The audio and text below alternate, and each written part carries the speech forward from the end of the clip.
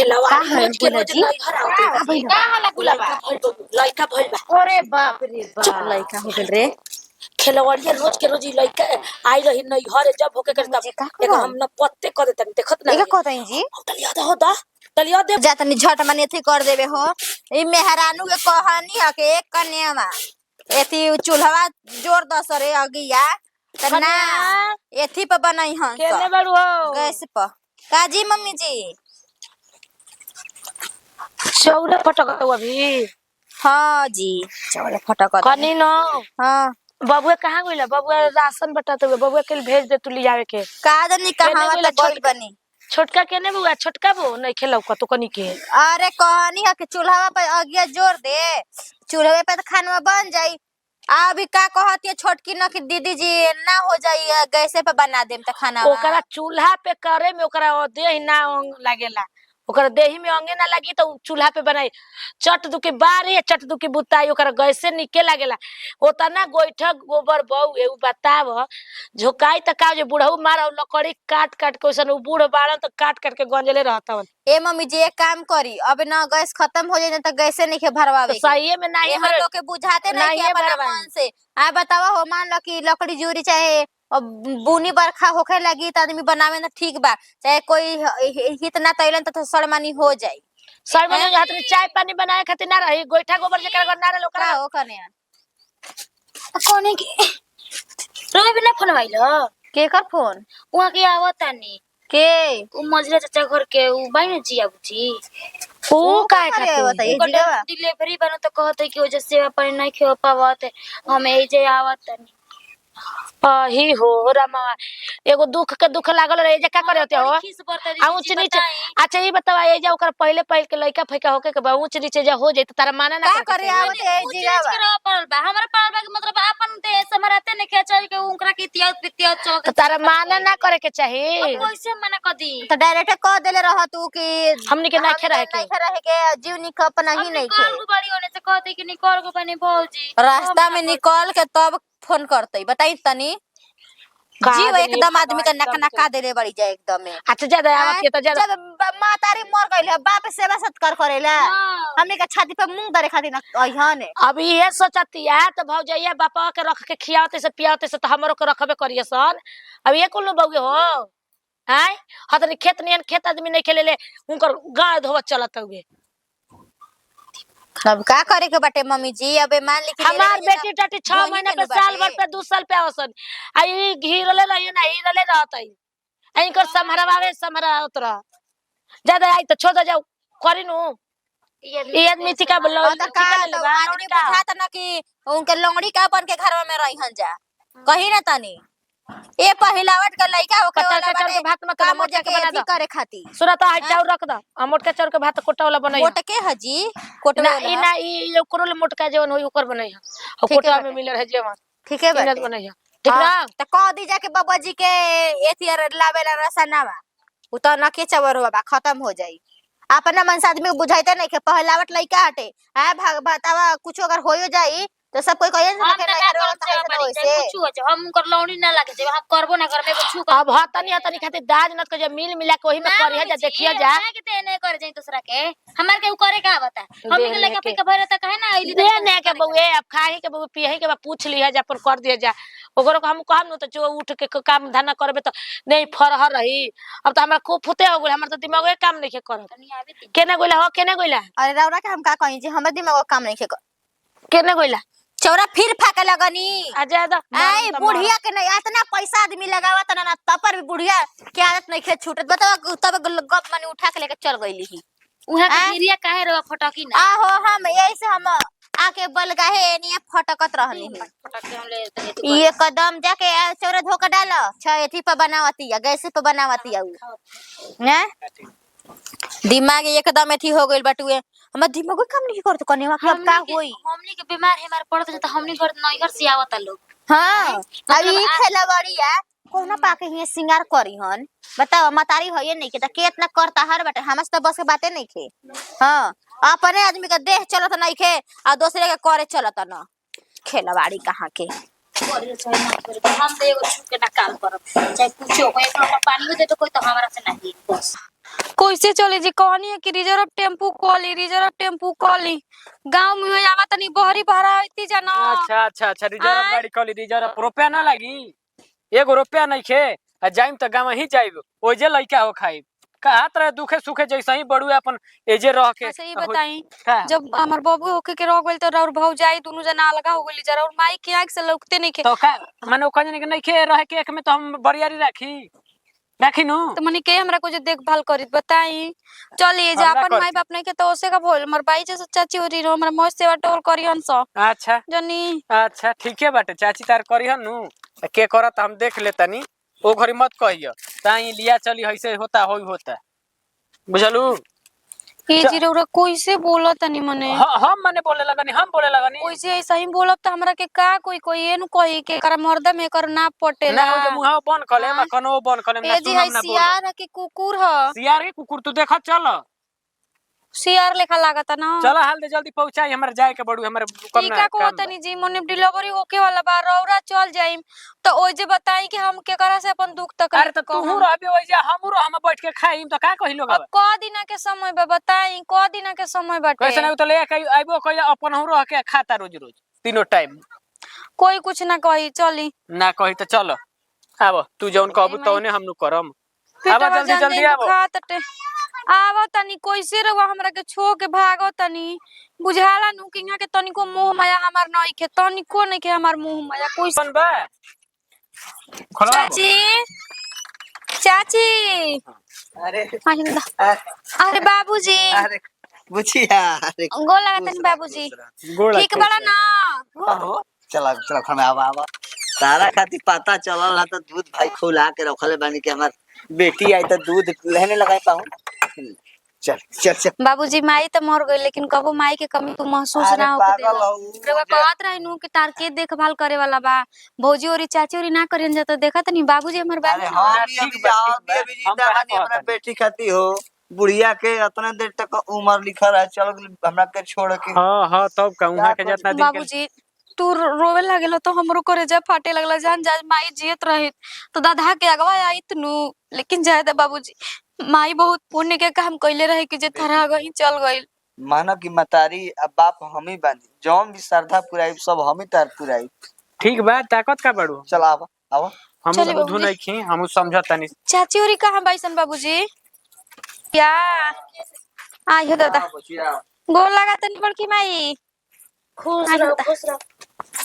आयो दादा बैठू लागल खड़े खाड़ी लागल बैठल जरूर नहीं खे गोड़ लगते तनी हाथवा धरी त बैठ जाई हाथवा धरी बैठ लिया दो जब पानी वानी हो अरे बाप रे आराम से कोई बैठ आराम से हमरो के का गिरई बेरे ए भौजी बुझा त तोरे और अकी में लइका होखे के बउए रे जियावा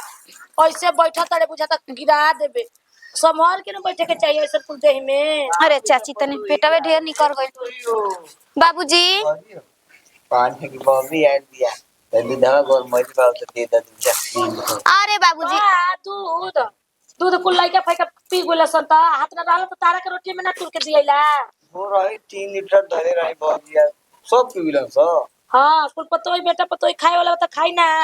जाए दा बाबूजी हां बेजले जा पतोई तारा सामान गोल लगा तनी गोड़ भौजी लगते नहीं खुश रही जा धरी पानी धर त बनी के ढुड़ुक जाओ ठीक बारू ना हां बाबूजी पीला अंदर अनिया में पानी तनी आवा तनी बाबूजी ओनिए भेट घाट क के आवा तनी आओ दवाई बानू बीपी के तहार हो बात पी दवाई ले पनिया अब कलाई मम्मी जी अब का लिए पानी लिए देलू तो लिया के दे दा पहुनो के ना ठीक बा बता सो तो सा छोदी पियला हनी चोका प पानी पी ली मैंने बड़की माई इतना प्यार से पूछा थे तो पिए के नहीं खे पी ली कला पे गोड़ा ठीक है धो ले कहते। जो आय कला पे गोड़ा धो ले जो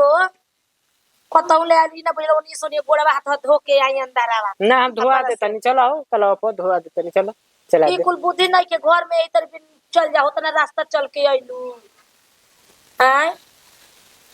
ठीक है बटे जाके धो ले तनिया वो कहां बाई जा अपन अपन घर में सुतल बैठल सुतल बानी बेटी पर तो इनका मन ठीक रहता है, ऐसे ही हमारा बुखार लगा था 4 दिन ले। देख हमारा ये मन ठीक रहता लगले लागल है हाँ रे चाची बोतल तो चलल का रे आही भुला जातनी रे बड़की माई रहबो एजे रहबो न हां जाई हमने तब हीरो का कोतनी रोड़ा रही ना ठीक बा अब ठीक उन्हें बा को दिन के समय हॉस्पिटल में के खेलिए के जाई ना ना ना बताई बानी अरे तो अब एजे का रह झूठो के पाहुन हमें जे सब बोलही न बा पाहुन के रहल जन बोझो त खेत बधार में जब सुनो, पाहुने के रखे करे तो जे रखले रहती ए जे का जरूरत रहली अब लाके आय पीले पानी पीले हथौड़ा धोके आवतनी हथौड़ा कला पले धोके आवतनी चलो चलो चल चलो तनी तो कलवा चला चलो दे चलो हम धो चल धर दे एजे धर दे भाई ए मत चाची चालू करिए ना ना चल हां बस कनी की ले में मीठा ह का ले कैल बड़े मिठाई बटे आई भौजी तारा लइकिया खातिर देखा बुचियावा खातिर लेके आइल 10 बनी रुपया ई सब 10 रुपया ले खेत नाती एकरा हमार से बड़े बड़े मार गांव फेंक देले के फूल के 10 रुपया लेके चल देबे ले झोरा कतौ तोरा बेग तेग ना रहेला आय जाय दी मम्मी चलो चलो अरे चलो बताओ बोलो जाए तो इज्जत पानी से हम चला देखो पाऊँ तनी के साँझ ना बिहान बुझा देखो तनी हम रुक जातनी जोन बाकी बा वो पूरा करवा लियो तबे चले के ना ना ना रुक जातनी अब बुच्ची जी घर चल। छोरे पे तो छोरन लेके आई मिया के हां हां ये चाची पीछे ने निमल कर ये तेरे साड़ी पहन के चलो नहीं का चाची ढेर पेटवानी करनु गई बा जान दो कि अब हमरा के अरे निका देखो तड़ू क्वेश्चन पहले भी दुख कहाँ बा पीछे ले देखो तो टांगरा पे लुगा पहले बिया हम अनी के लइका फइका ना भइ रहे हां ओके देख देख तो हंसी हंसी के अच्छा ई चिकी पानी में लड़के में ना चिकी अच्छा ई बताव है के लेके ओकरा के इथी करी लेके सेई हाथ न हमर तिहे नहीं के बुझात आई अब हतारो लेके जाइल भी हतना ओकरा के देख छिपा एक छिपा ओकरा के रही अच्छा हम रहे देतनी उनका के हम तुम उनका के औरो रहे देतनी कब तो चुपचाप लेके जाई रौरा आ अगर अगर रौरा रहे के बा ते कोरो के लेके जाई ओजे रहम ओजे देखत रहम आ ना तो चुपचाप करके छोड़ के जाई ठीक ना जाए छोड़ा कर रख दिया हम ले भी मिठाइया हो हम ना एगो इथे रहला सुजिया वाला ना सुजिया वाला अरे हां जी अनार सब कहाना कहला मिल्क के कहा ततनी तो सूजी के बनेला हाँ। ये तो ना सस्ता सस्ता एकदम साफ करी भरे इनकर ससुर वाला क्वेश्चन बसन के ओसन तो हम रही तो बियाह हो गई माई मरी गई कुंवारे में बियाह कर देनी हम दोसर कोई बियाह ना करी गोतिया गोतिया रो के करा के करत हो देवर लेके एगो ढोवते न बानी बूढ़ पुरानिया आय जा आप देखत का बड़ कहि हमर झोरा में धाकत गली देखत हां नहीं अपना बेटा के बिस्किट हीरा मोती का गांठ के लेके चुरा लेते नहीं उनकर आजा दाल पे त खेलवाड़िया रही अपन काम क्रिया करी नु होय देखो चलत ओइसे उतर बुझात न छी रही उतारनी ओइसे गोल छितरा देती है मरद के टांगे के पड़ता एगो नतिया हमनी के जीव रहे त मरद कुछु ना जानी हन जा हमनी के अपन संग क लेब जे कुल काम धर कर आ लइका बेटी कुल ही करत रह जा एगो यही हो जू कनेवा ए कनेवा का दीदी अरे कने बड़ू हो ये नहीं आवा तू घरे में रह जा ठीक ना खचड़ी निया चले आइले से जिगावा के नहीं लाज में है तो के है नहीं जानत, नहीं बताई ना। अब भातार हाँ? लेके चले आवती है अब भातारा ओकर कैसन बाजी के जे लागत कि लेके डुगरो ले चलाव तड़न लाज में शरम भटे घर में अपन बना करके रखले रहित त अब ससुई ना कइले रहित ना तो कोई से बना के रखे में ना करियन उनकर नाके पे कसैली तुर गया ना वो ओठे पे त कहां से कोई उनकर के कोई मानी या जानी जीव एकदम लहक गइल बटे कनेवा समझ ले देखनी तबे एड़ी के कपार लेनी तक चढ़ गइल ससुराल में तनिक आदमी चार गो बात सह के रही दीदी तबो तनिक गुजारो बाटे त गुजारा नहीं खे अरे वही बात जान ली त जबान त दिमाग खराब करके रख देले बिया हो हैं आ कैसे पहले बाबा भैया भी लेके आए ओनिया से लाज शरम ना लागला डीड़ा पेटे ये लेके आ जा गप से की के का कही बुझाइबे ना करेला अगले को हमनी बनी जा के अपना बाबा भैया के सामने को बिंदी तक लेना सटिने लाज लागेला ई त बड़ा ओठ रंग के झमका के चलत आड़ी इन और लोग ये ने लेके आइल बिया ए जी हो खावे खाती बाप के देखावे खाती जो भाई के देखावे खाती आइयो ना नु करे ई के कब चलत है ना त लइका के अपन भतीजवन के तनिक मिठाई हम लेके चली हाथ जुमावते के निकाल जे चले वेली एक कने रही तो जोड़ी तब नु खाली पहुंचा देवे ला खर्चा का डरे आ उ की तरह पर आबाई बता तू कर बाबूजी कह दिन त दूध दुहत ही ना त ओने देवेला ना ठीक बा हने कई हमनी के खोआ फारे के बाटे लगन के ले जे के बाद टिफिन एक रोज पाता कनिया से खा के जाई टिफिन होगा चाहे कुछ हो बुढ़वा अपना बेटिया के देबे नु करी अपन ससुर ह ये बात मेरी ठीक है त सोच ली देतन जहर के मर्जी हन मरिए जाई हन हमरा के जानते नहीं खन ना बुढ़िया रही ना इहो रही हन जब नाइल बड़ी एगो डबल लेके ना ढेर त वो दे दे जहर आ हमरा करवा कही मत के कने चला खाना बने में तो सब कोई खा खा के ढमिलाई रही है जे आराम से रही इहो ना नु करला दामाद आइल बड़ा त ज्यादा 250 दे दी 1000 2000 दे दी कि दर हमर मौके जे राख रहत है ना त खाइया बनाई अस्ती रही त सब यही आदमी पे लोड पड़ल बाटे लागत की ए दीदी जी का हो बाप रे बाप अच्छा चाचा जी के देखी ना कहत नु के कने या दूधवा दुहे जा न त तनी बुचिया के गिलास तेल ले जे जा रोज भोरे भोरे ई काहे खाती हां तनी खा के मोटा या नौरी अच्छा हां त अरे ये बिट्टू कबिलावे के खातिर लेके ला उन ते कस हम भेड़ुआ हो कि लेके जीव चलेला सटे आ कतना उठत त पहिले कहत न इहे ना बाकी कराए खातिर लेके रहू और कुछ सुने के बा दिमाग एकदम खराब हो गइल बाटे समझ ल कनेवा मन त करता कि बहावा धरी आ घर में ठड़ा ठड़ा तीर के ले जगह हटाई ओनिया समझे वाला की सारे काफी होकरा दीदी जी आइले नु तना गोड़ धनिया जाई त छुछे पानी दे दनिया जा आ कने मम्मी कहते नु जा कल पे गोड़ हाथ धोवा समझ वाला त समझ जाई के नी के मन नहीं रखे के मुंह उठा उठा के तो आदमी चले आवत ना अपना मन से बुझाते नहीं के कितना करता हर बा मैं जीवनी के नहीं खे त केकर हाँ। जीवनी के बाटे बताई ना हमरो के मत सुनाई के जगह छोटकी करी हम करम थरम ना हमार त से पेट दर्द दुखात रहता त कह दी जनो के बस के बात अपन नहीं काट छे, के हमरा ऐसे से कुछ पारा का ऐसे अपन दुखाता काम धंधा करे के हमनी के ना कर जी हम ना करब अब जा स तो बैठल का बाड़ू स जाते जी हम अपन तनी घर में आराम करे हमर कपारा से दुखाता तरे खाना खाए खातिर झूठवा का अभी बा पूछला स तो रउआ जाके पूछ ली बुझा तक पानी में दी हम या पूछबो करी हम है ठीक है बेटे हट से हम खाली पानी पत्र खाना को पूछ के जाके सूतम के करा के सुना के जातनी हम का पूछम बड़ा हमारा अथु का बाड़ी के भाई बड़ी इनकरा के पूछ के आ जुड़वा दी है आवाज हम कौन जानी के ना काम धंधा ना कुछ ना करम ए जी के देख तनी हम दुआर पे बैठले रहतनी के आवत के हमरा समागत आ के कहता के छोट को चला खाना पाना बना दो ये तो बता दुखाता बड़की माई ए बड़की माई अरे काने भी अरे दादा बुझाता मर जाने चल जाई काने काने काने भाई सोरे भगवान जी बड़की माई ए बाबूजी काने बाबूजा होता था बुझाता पेट में हमर दुखाता बाबूजी के हॉस्पिटल लेके चला जा हमर पेटवा दुखाता होता था इहे पेटवा लेके अपने ससुरवा ना रह तू अरे भगवान जी एक तंग के आवे खातिर एत कइले बाड़ू बाबूजी हमरा के करे कोई खातिर? करे धरे वाला नहीं तो हम खुद ही थी ना कोइले रहती रे तर दादा पत्र ना करे वाला रह हां ये दादा रे बेटा बाबूजी हमरा के लिए चला जा हे भगवान जी अरे बाबूजी बचवा पेटवा दुखाता था दादा बैठा यहाँ बैठा आयो दादा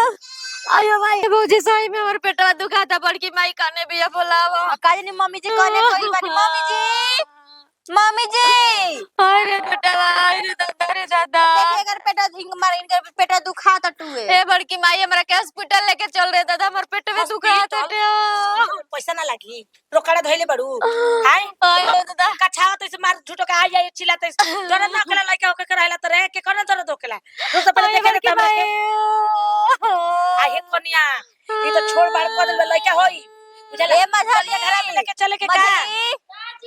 ए साल लेके आता साल आयो दादा अरे सोनिया घर में लेके चलती जा अपन बुकिंग हो जाई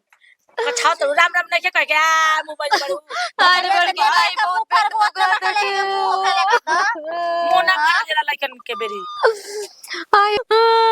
खीर धरी अरे लगले हो खाल निकल के अजी चाचा जी एथी करे खाती ए भौजी मम्मी हो काय बच्चे लइका होके जीवनी के नहीं खे। झूठो कर रोवतिया त ले चलो हॉस्पिटल लगा के हे जे काहे निकले बाऊ लोग जाइबा कि ना जेबा तू हे जा गर्मी हॉस्पिटल लेके कर जाई घर हमनी के लेके फेंका गुला में पतो के घर लेके और जाइन के हॉस्पिटल के अरे भौजी जा जल्दी बाबूजी के भेज दे दादा लाज लागत टुए ए बबी बबी रे गाड़ी मंगाई रे ए बबी ए भौजी बता दो करिए ना जा यहाँ जा जा हो जाई जा और मर जाई जी बेटे के यहाँ लइका होके बुढ़ा ये एथी कइले बड़ा ने ऐसे चिल्लात रह पबले पापा के देख के ढेर लाट लागत तारा अरे बड़की माई कैसे कहत रे बाबू से हमरा लाज लागत अरे हमरा मर जाई में दादा हमरा के ले चला हॉस्पिटल हम ना जियो का आयो ना राम राम राम राम हे भगवान हमार बचिया के निके निके पार कर दिए भगवान हे दादा का का करी का भइल का ना भइल हैं भौजी से कहनी तो भौजी कहत कि जा घर ही हो जाई हैं आई हो दादा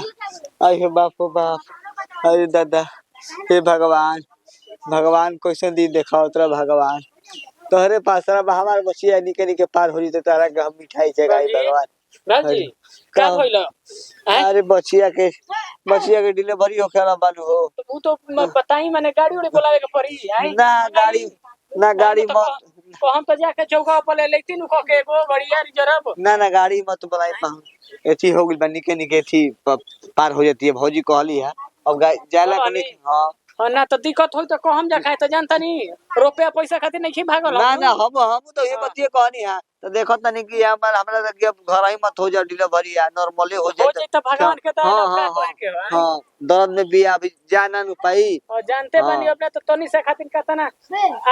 कोई सनागज खराब होइल हो जा रहे डिलीवरी तो आई जा हां का कह न दियासन मैया बापा भौजैया हमार टोला मोहल्ला के एगो टोन एगो अलगे होला तनी मनी दिक्कत होई अच्छा बड़की भौजाई से कहनी है भौजाई देखो तालीम करके हां ना हां ठीक बतानी देखी का बोली का हम घर हां तो जाई तरी घरवा त जाई ना त देखी तनी त का भइल का ना अच्छा रुक देखो तो पहुनो बेचारा परेशाने बा का करो करो परिवार ही हो ना परेशान हो तो का करो हैं ये बेचारा गाड़ी के तत्पर बा हम तत्पर बानी अब कनी के का कहब परिवार हम मिला जुला के चलही के पड़ेला मेहरानू रही तब इतना दिक्कत ना होई हटावा खेलवा का है बोला जी का हला गुलाबा लइका भइल बा अरे बाप रे बाप लइका हो गेल रे खेलवाड़िया रोज के रोज लइका आई रही नहीं हरे जब होके करता एक हम न पत्ते कर देता देखत ना एका कहतई जी दलिया दे बहुत जल्दी से का करम जी ले जाके फेंक देतन होने बुझाइल ना ए मम्मी जी आखिर का कहल जी हमनी के लिया के बकरी के बच्चा रख दो जा कहले त बकरी के बच्चा हो गए ठीक ना ई दादा तक बकरी के बच्चा कहां से लेके आई मां केनो हम देखो हां ये दादा हाजी मम्मी जी रुकी जा हम बकरी के बच्चा को लेके आवत नहीं जल्दी जा तब लगले होश आ जाई जल्दी छटका के दादा जल्दी लेके आ जा हूं ओ ये दादा अभी रुक रे ना अभी नहीं के हो साहिल दहिले रहिए होश आई रुकी ये दादा का ये बचिया एक से जन्म लेते ही मतारी का चबा गइलू ह आए कैसे पाल पोस के हमार सास बियाह से कइली ही आउ न तक बबुआ हां हो गई आउ न तक बकरी के बच्चा मेथी कइलू ह हां जन्म देलू ई कुल का कहत रहो हो का कहत जा तू लोग साफा पागल हो गइलू जा का देखा जैसे लइकावा ना मैया में चिपक गेल तो वैसे तरह में देखा बकरी के बच्चा चिपक गइल हटे ना भौजी झूठ मत बोलो जा तू लोग हो ई लोग तो सही बताई तो करे 6 महीने आज के लिए ले खातिर ना होत नहीं है ना छोटा का भइल बा बकरी के बच्चा जी हमर चाची कुल सच हटे हम तो विश्वास नहीं के कर पावत अच्छा ए मम्मी जी हमने के का मम्मी जी मजाक मत करा जा मजाक मत करा जा बबुआ हमर भई रहे त हमर पेट पर सुतावल के त चिपक न गई रहे लइकवा ओजी देख के बकरी के बच्चा चिपक गई हटुए मजाक करोली काला को तई नजरिया में हां अब हे कुल लगानी का लगाई बताओ चला भाई बकरी जाई हे कुल करबे अजीब चाचा जी चाचा जी हे भगवान हेने नहीं के हो सकत देखिए राउर ना नाती अरे सच हम का करम लइको हमने के कोस पल का करम जे का भइलो बसिया है का बकरी का बच्चा भइल हटुए नाती के ले ली आ नाती के होई नाती नहीं तो नाती नहीं काजन देखम का नहीं बकरी कहां से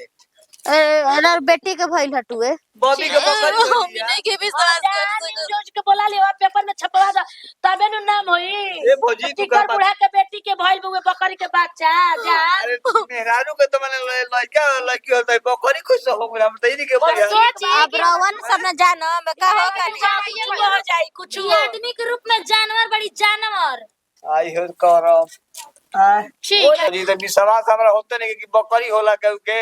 हैं ये क्या कहता हो बेटा हुआ पहले क्या कर जल्दी करे जा साट लिए बाबूजी करे जा साट ली जो रही हुए न रही गाए बचिया जब लइका जन्म ना देहलु त हई का बकरी के बच्चा देहलु हो हां ले जा बाबू कहाँ है का बकरी के बच्चा भइल बा ई के जा तने मार देखे ये तार बकरी के बच्चा बेटा है ये के बेटी आई का बकरी के बच्चा भइले बा चिपकल बा कितना छा से हां हां हे जी हम तो बेहोश नहीं बड़की माई भौजी और कहत है मैं कहल का चाहत हूँ तू हैं कि बकरी के बच्चा कारवा कहल चाहता निकरा बेटवा के जन्मा के फेंक दे जा हमन के हैं शाबाश एही से कहाला मम्मी जी की अपन अपने होला यानकर अपन छाव दिखा दिलनु हैं हां हो करिए तू ठीक कह इतना हमने के गर्दन काट कर दे दे तब ना अपन कहेम जा जी ए भाभी जी देखिस है बकरी के बच्चा देले बे हम तो बेकरा को ना रखम अरे ना ना हम काहे ना पता नहीं रखब? जी काहे? घर बताबो ई है बकरी के बच्चा देले से एकर मतलब ओका से एकर चक्कर बानू ए पाहुनी ना, ना, रो हम के ना सब रखम, बात कहता नहीं हम पाहुन का भौजी देखला मोर तो थुक के गोई जाए ना तो चल जाई छोड़ ए भौजी बाकी ये तो ऐसे सब ठुआई पड़ी जाना आवती बतिया ए भौजी पाहुन बनाओ हो कहाँ की कहाना है ब्रवा सब देखी जामी कतले तक जी मले रह जाके लइका खाए को से अपन कर दी जनु बबी बबी तोर बाप जिंदा बारे अभी तो बबी हमारा कुछ जरूर कुछ में दाल में काला लागत बेनु हैं बाबूजी उनका के रोको ना तो फिर हमारे जीवन के का होई बाबूजी जाकर पाहुन कभी रोके अयो दादा हे भगवान खूबा अयो दादा अब ते कर इंसाफ तो ही कर बनो ये हमरा साथे कैसे हो गई लो भगवान